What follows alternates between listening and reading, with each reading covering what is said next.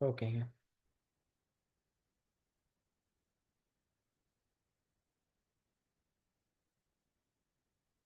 Okay. So இப்ப categories வந்து அ அ ஃபர்ஸ்ட் வந்து IaaS, platform as a service, software as a service 3 கேட்டகரியில சொன்னேன். இங்க இருக்கிற சர்வீஸ் எல்லாமே வந்து கிட்டத்தட்ட அந்த ஏதோ ஒரு இதுல வந்துரும். அதே மாதிரி வந்து அ ஆக்சுவல் ஒர்க்ல டெவாப்ஸா ஒர்க் பண்ணும்போது, இதுல எத்தன சர்வீஸ் நம்மகிட்ட இருந்தாலும், நம்ம அ மேக்ஸிமம் வந்து 15 டூ 20 சர்வீஸ் மேல யூஸ் பண்ண மாட்டோம். AWSல. இன்ஃப்ரா பாயிண்ட் ஆஃப் வியூல. இதுக்கு அப்புறம் அவங்க கேட்கறது எல்லாமே வந்து டெவலப்பர் சர்வீஸ், டெவலப்பர் டூலா தான் இருக்கும். ஸோ அதுல வந்து நம்ம மோஸ்ட்டா இன்வால்வ் ஆக மாட்டோம். எக்ஸாம்பிள் வந்து இந்த gaming development, machine learning. Machine learning நம்ம போட்டா கூட, அதுல அதிகபட்சமா அத அவங்க டைரக்ட்டா யூஸ் பண்ணிப்பாங்க. ஓகே. ஸோ இப்ப இந்த 3 கேட்டகரியும் அ நான் சில எக்ஸாம்பிள் வச்சு சொல்றேன். இப்ப வந்து அ நான் ஒரு கம்பெனி ஆரம்பிக்கிறேன். அந்த கம்பெனிக்கு வந்து ஒரு ப்ராடக்ட் டெவலப் பண்ணணும். என்கிட்ட ஒரு டெவலப்மெண்ட் பீப்பிள் இருக்காங்க. எனக்கும் டெவலப்மெண்ட் மட்டும் தான் தெரியும். எனக்கு வேற எதுவுமே தெரியாது. அப்டின்னும்போது, இப்ப நான் சர்வர் போடுறதுக்கும், நெட்வொர்க் கனெக்ட் பண்றதுக்கும் நாலேட்ஜ் என்கிட்ட இல்ல அப்டின்னா, என்னால AWSல பண்றது சாரி ஜெனரலா நான் ஒரு சர்வர் போட்டு பண்றது ரொம்ப கஷ்டம். பட் AWS வந்து அதுக்கு 3 கேட்டகரி குடுக்குறாங்க. நான் கோடு மட்டும் எழுதணும். இப்ப ஜாவால கோடு மட்டும் எழுத தெரியும்னா, அந்த கோட மட்டும் எழுத தெரிஞ்சா, வேற எதுவுமே தெரியாதுன்னா, நான் பிளாட்ஃபார்ம் அஸ் எ சர்வீஸ்க்கு போயிடலாம். இந்த பிளாட்ஃபார்ம் அஸ் எ சர்வீஸ் என்ன பண்ணுவாங்கன்னா, அவங்க நம்ம கிரியேட் பண்ணும்போதே வந்து சில கொஸ்டின்ஸ் கேட்பாங்க. என்ன கேட்பாங்கன்னா, என்ன டைப் ஆஃப் அப்ளிகேஷன் இதுன்னு. இப்போ வந்து ஒரு காமர்ஸ் சொல்றோம்னு வச்சுக்கோங்களேன். டேட்டாபேஸ் வேணுமான்னு கேட்கும். ஆமா டேட்டாபேஸ் வேணும்னு சொல்லுவேன். அதுக்கப்புறம் வந்து கோடு வந்து என்ன லாங்குவேஜ்ன்னா, ஜாவால எழுதுன்னுவேன். ஸோ இதெல்லாம் கேட்டுக்கிட்டே வரும்போது, ஆ ஸோ அ ஃபர்ஸ்ட் வந்து இப்ப அ என்ட்ட டெவலப்மெண்ட் இருக்காங்க, டெவலப்பர் இருக்காங்க. அவங்க வந்து அ அவங்களோட அப்ளிகேஷன் டிப்ளாய் பண்ண நெனைக்கிறாங்க. என்கிட்ட டெவாப்ஸ் கிடையாது.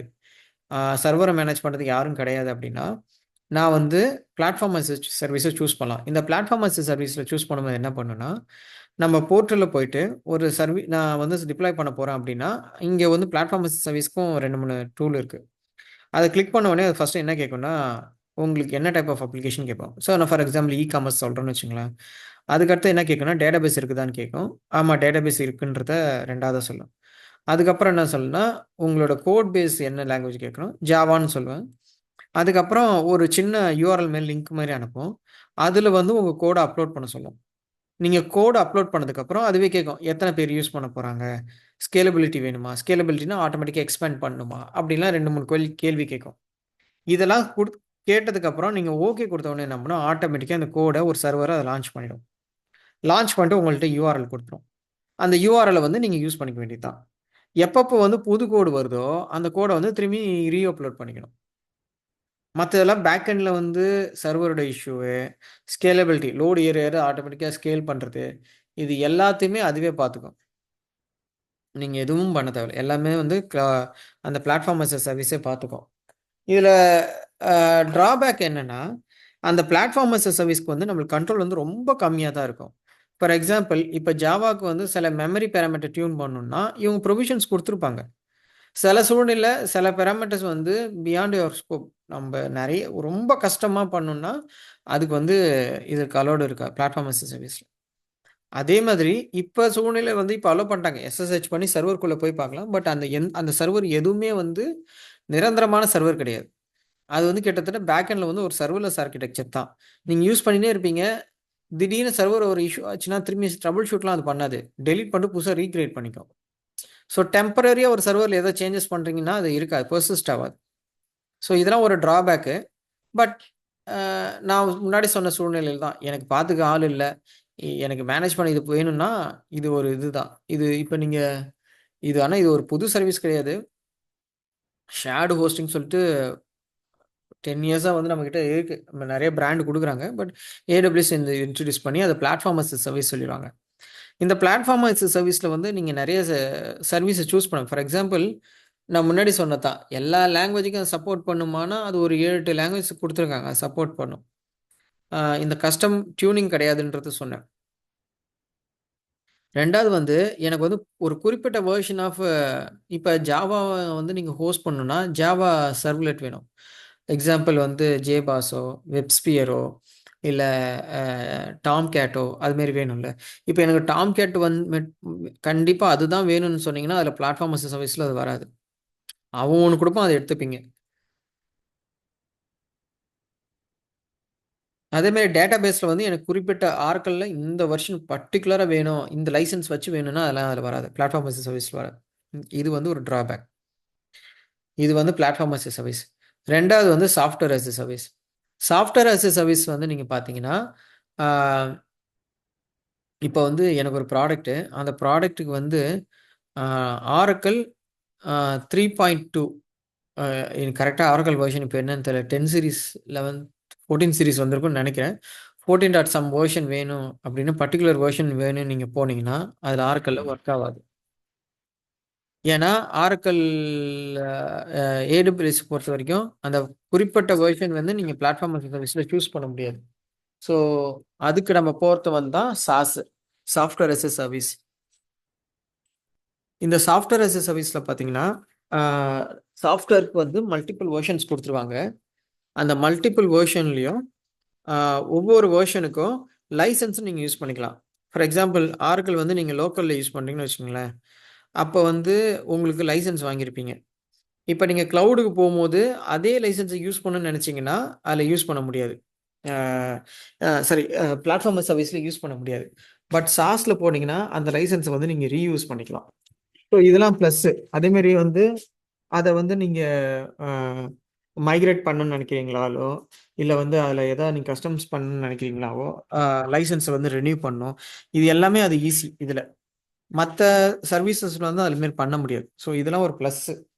ஆ software as a service. Again அந்த கண்ட்ரோல் நம்மகிட்ட இருக்காது. அது ஒரு இஷ்யூ தான். முன்னாடி நான் சொன்னது தான். சர்வருக்குள்ள போயிட்டு ஏதோ ஒரு கஸ்டம் சேஞ்சஸ் ஏதோ பண்ணணும்னு நெனைச்சீங்கன்னா, அதெல்லாம் வந்து இதில பண்ண முடியாது. ஸோ இது ஒரு ப்ளஸ். இது ஒரு இது. ஆ 3வது வந்து infrastructure as a service. Infrastructure சர்வீஸ்னா, ஆ எனக்கு சர்வர் எதுவுமே என் கண்ட்ரோல்ல சர்வர் எதுவுமே வந்து எல்லாமே நம்ம கண்ட்ரோல்ல தான் இருக்கும். இன்ஸ்டாலேஷன் பண்றது, மேனேஜ் பண்றது எல்லாமே நம்ம தான் பண்ணணும். அப்ப இது மாரி விஷயத்துக்கு வந்து சர்வர் கண்ட்ரோல் இருக்கிறதுனால, அதனால ஒரு குவாலிஃபைடு பீப்பிள் டெவாப்ஸோ, SRE யாரோ இருந்தா தான் அத பண்ண முடியும். அது வந்து IaaS சர்வீஸ். இதுக்கு வந்து ஒவ்வொரு லேயருக்கு வந்து ஓனர்ஷிப் மாறும். இப்ப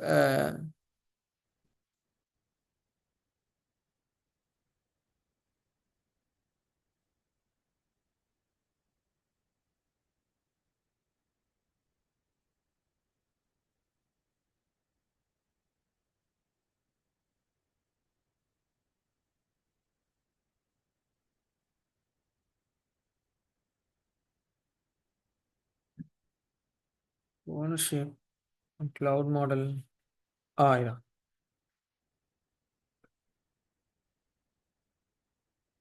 ஓகே. இதுதான் அந்த ஓனர்ஷிப். இப்ப சாஃப்ட்வேர் அஸ் எ சர்வீஸ்ல பார்த்தீங்கன்னா, ஓனர்ஷிப் வந்து எல்லாமே ஆ அ கம்ப்ளீட்டா வந்து அந்த ப்ராடக்ட்டே எடுத்துக்கும். நெட்வொர்க்கிங், ஸ்டோரேஜ், சர்வர், விர்ச்சுவலைசேஷன் இதுல எந்த இஷ்யூ எடுத்தாலும், அதுக்கான சொல்யூஷன் வந்து நீங்க தான் AWS எடுத்துக்கும். நம்ம எதுவுமே பண்ண தேவையில்ல. கோடு குடுத்தா மட்டும் போதும். மத்தெல்லாம் அவங்க பார்த்துப்பாங்க. பிளாட்ஃபார்ம் ஆஸ் எ சர்வீஸ்னா அப்ளிகேஷன் டேட்டா வந்து நம்ப உண்டு. மத்ததெல்லாம் வந்து அவங்க சர்வர், ஸ்டோரேஜ், நெட்வொர்க் எல்லாமே வந்து அவங்க எடுத்துப்பாங்க. Platform as service. ஏன்னா இதுல வந்து லைசென்ஸ் கூட சாஃப்ட்வேர் அஸ் எ சர்வீஸ்ல அவங்க மேனேஜ் பண்றதுனால தான் அவங்க ஃபுல் கண்ட்ரோல் எடுக்குறாங்க. இன்ஃப்ராஸ்ட்ரக்சர்ல பார்த்தீங்கன்னா, OS, அப்ளிகேஷனு, டேட்டா எல்லாமே நம்ம பார்த்துக்கணும். கீழ இருக்கிற சர்வர், ஸ்டோரேஜ், நெட்வொர்க்கிங்லாம் வந்து ஆ AWS எடுத்துப்பாங்க. ஸோ இதுதான் ஓனர்ஷிப். ஏன் இந்த ஓனர்ஷிப் பத்தி சொல்றேன்னா, இப்ப ஏதோ ஒரு இஷ்யூ இருந்துச்சுன்னா, எதுக்கு நம்ம டிக்கெட் ரைஸ் பண்ணணும்னு இருக்கு. இப்ப இந்த கிரீன் கலர்ல குடுத்துக்கிற அந்த செக்டார்ஸ்க்குலாம் இஷ்யூனா, நம்ம ரைஸ் பண்ணலாம். இந்த ப்ளூ கலர்ஸ்க்கு வந்து நம்ம ரைஸ் பண்ண முடியாது. அவங்க அத பார்க்க மாட்டாங்க. அதே மாரி தான் பிளாட்ஃபார்ம்லயும் சாஃப்ட்வேர்லயும். சாஃப்ட்வேர்ல மட்டும் தான் கம்ப்ளீட் கண்ட்ரோல் அவங்கள்ட்ட இருக்கும். விச் மீன்ஸ் நீங்க சாஃப்ட்வேர் அஸ் எ சர்வீஸ்க்குள்ள போயிட்டீங்கன்னா, ஆ நீங்க டெவலப்பர் இருந்தா மட்டும் போதும். மத்ததெல்லாம் கூட தேவையில்ல. மத்ததெல்லாம் அவங்களே பார்த்துப்பாங்க. ஸோ இதுதான் வந்து 3 டைப்ங்க. இப்ப நீங்க பார்க்கறது எல்லாமே இந்த 3 டைப்க்குள்ள வந்துரும். இது இது எல்லாமே 3 டைப்க்குள்ள வந்துரும். ஆ அடுத்த டாபிக் வந்து AWSல வந்து 5 பில்லர்ஸ் ஒண்ணு சொல்லுவாங்க. அது எப்படின்னா, நீங்க எந்த ஒரு ப்ராடக்ட்ட நீங்க ஆஸ் எ டெவாப்ஸாவே எடுத்துங்க.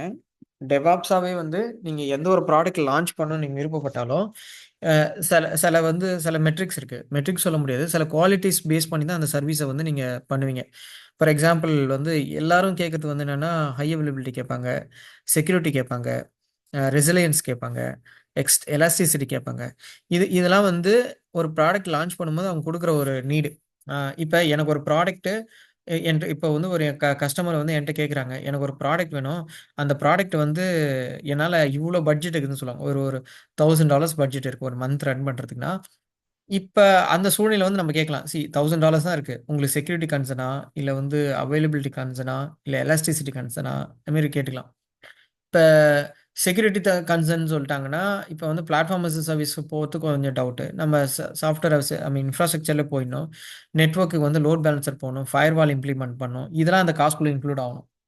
ஸோ இது எல்லாமே நாம தான் பார்ப்போம். காஸ்ட் சைட்லயும் நாம தான் பார்ப்போம். இப்ப அதே மாரி வந்து எலாஸ்டிக் எடுத்துட்டாங்கன்னா, அதுக்கேத்த காஸ்ட் மாறும்.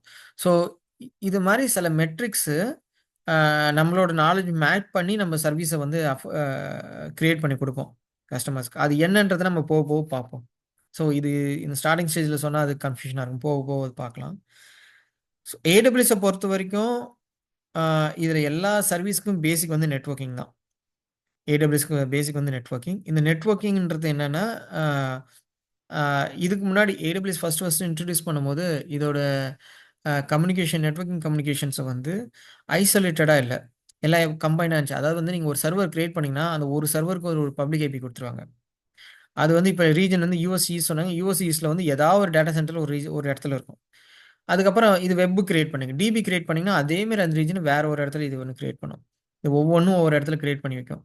ஸோ இது வந்து ஃபர்ஸ்ட் ப்ராப்ளமா இருந்துச்சு. ஏன்னா வந்து 2த்துக்கும் லேட்டன்சியும் இன்கிரீஸ் ஆகும். செக்யூரிட்டி பாயிண்ட் ஆஃப் வியூவும் கொஞ்சம் கஷ்டம். இத ஓவர் கம் பண்ண அவங்க இன்ட்ரோடியூஸ் பண்ண கான்செப்ட் வந்து விபிசி. நம்ம ஃபர்ஸ்ட் டாபிக்கா பார்க்க போறதும் விபிசி தான்.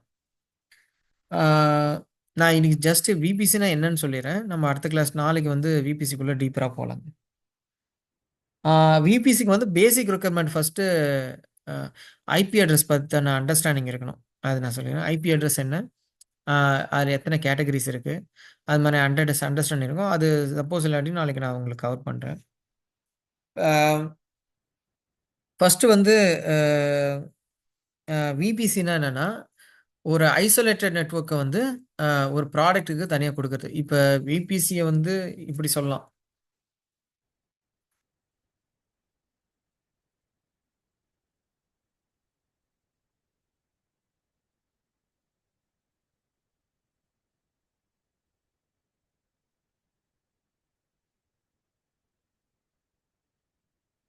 ஒரு ஹை லெவல் பிக்சர் இதான். அதாவது என்னன்னா, என்ட்ட வந்து ஒரு ப்ராடக்ட் ஆரம்பிக்க போறேன். எனக்கு ஒரு இந்த 3 சர்வர் யூஸ் பண்ண போறேன்னன்னா, அந்த 3 சர்வருக்கு ஐசோலேட்டடா ஒரு சுவிட்சஸ போட்டு, அதுக்கு ஒரு ரவுட்டர் கனெக்ட் பண்றது தான் விபிசியோட கான்செப்ட். அதாவது வந்து இந்த சுவிட்ச் இந்த அ ரவுட் இந்த இந்த இந்த சுவிட்சஸ நீங்க கனெக்ட் பண்ணணும்னு விருப்பப்பட்டீங்கன்னா, ஃபர்ஸ்ட்டு நீங்க உங்க லேப்டாப் மூலியமா ரவுட்டர் போணும். ரவுட்டர்லருந்து தான் சுவிட்ச் அதுதான் எடுத்துட்டு வரும். இது ஒரு மல்டிபிள் செக்யூர் லேயர். இதுக்கு முன்னாடி டைரக்ட்டா சர்வர் கனெக்ட் பண்ணதும் இதுக்கும் நெறைய டிஃபரன்ஸ் இருக்கு. ஸோ இது மாரி ஒரு ஐசோலேட்டட் நெட்வொர்க்க கொண்டு வர ஒரு கான்செப்ட் தான் விபிசி. ஸோ விபிசி வந்து மல்டிபிள் விபிசி வைக்கலாம். மல்டிபிள் விபிசினால ஒரு விபிசி இன்னொரு விபிசி கூட கனெக்ட் பண்ண முடியும். அது மாரி நெறைய அட்வான்டேஜஸ் இருக்கு. அத நம்ம போக போக பார்ப்போம். ஆம் விபிசிக்கு நான் சொன்ன மாரி ப்ரீரெக்விசைட்ஸ் வந்து நெட்வொர்க் ஐடிஸ் இருக்கணும். கிளாஸ் ஐபிஸ்னா என்ன? சப்நெட்டிங்னா என்னன்னு தெரியணும். இது தெரியலனா ஓகே. நாளைக்கு நம்ம பார்க்கும்போது கூட இத பத்தி பார்ப்போம். ஸோ இதுவரைக்கும் ஏதாவது டவுட் இருக்குங்களா?